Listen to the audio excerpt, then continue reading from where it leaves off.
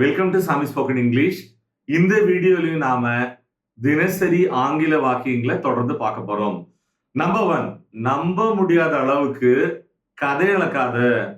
பல பேர் பாத்தீங்கன்னா நம்மளால நம்பவே முடியாது, அந்த அளவுக்கு கதை அளப்பாங்க. அப்ப நாம அவங்ககிட்ட சொல்லுவோம் இல்லையா, நம்ப முடியாத அளவுக்கு கதை அளக்காத. இது இங்கிலீஷ்ல don't tell tall tales, don't tell tall டேல்ஸ்ன்னு சொல்றோம். அடுத்து பார்க்கலாம், வெட்டி பேச்ச கேட்காத, வெட்டி பேச்ச கவனிக்காத. எப்படி சொல்லலாம் இங்கிலீஷ்ல? Don't listen to idle tales, don't listen to idle tales. நல்லா கவனிங்க, ஐடில் டேல் அப்படின்னா வெட்டி பேச்சு. அடுத்தது ஒரு அழகான ஒரு எக்ஸ்பிரஷன் கத்துக்கலாம், ஃபிஷ் டேல். ஃபிஷ் டேல்னா என்ன? நம்ப முடியாத அளவுக்கு ஒரு பெரிய பொய்ய சொல்றத ஃபிஷ் டேல் அப்படின்னு சொல்றோம். நல்லா கவனிங்க, அவர் சொல்றது நம்ப முடியாத ஒரு பொய், அதுல ஒரு வார்த்தையை கூட நம்பாத. What he says is a fish tale, don't believe a word of it. What he says is a fish tale, don't believe a word of it. அடுத்து பார்க்கலாமா? நம்பர் 2, ஏன் உண்மைன்னு இருக்க, ஏன் மூஞ்சிய தொங்க போட்டுட்டு இருக்க?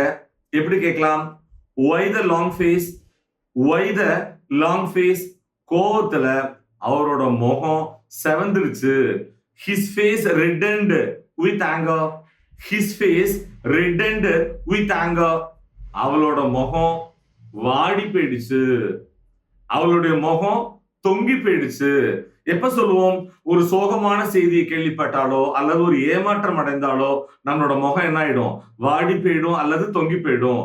சோ அவளுடைய முகம் வாடி போயிடுச்சு. எப்படி சொல்லலாம் இங்கிலீஷ்ல? Her face has fallen, her face has fallen. எங்க அப்பா முகத்துல நான் எப்படி முடிக்கிறது? அவரு ஏமாந்து போயிடுவாரு.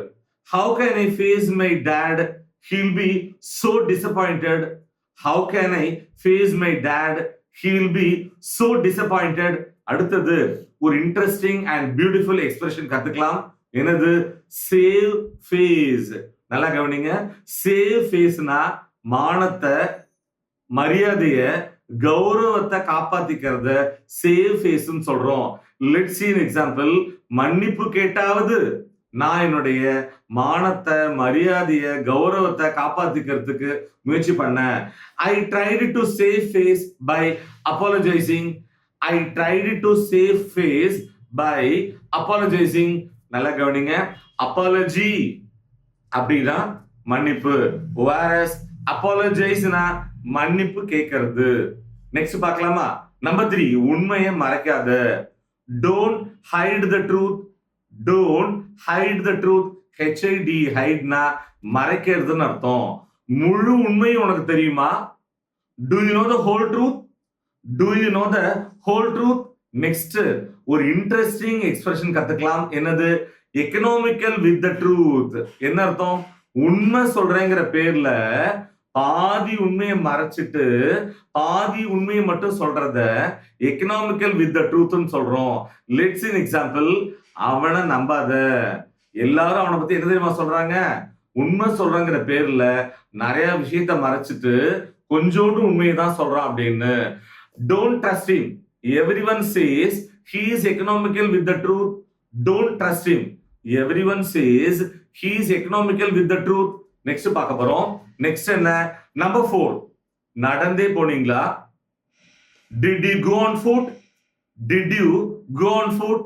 நான் நடந்தே போய்க்கிறேன். I would rather go on foot. I would rather go on foot. நாம நடந்தே போயிருக்கணும். We should have gone on foot. We should have gone on foot.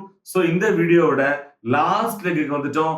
Number 5, நம்ம ஒரு ரெண்டு ஃப்ரெண்டோட நான் ஒரு ஸ்நாக்ஸ் சாப்பிட போனேன். போன தடவை அவர் பில் பே பண்ணிட்டாரு. அப்ப வழக்கமா என்ன சொல்லுவோம்? இந்த தடவை நான் பே பண்றேன் அல்லது இந்த தடவை நான் கொடுக்கறேன்.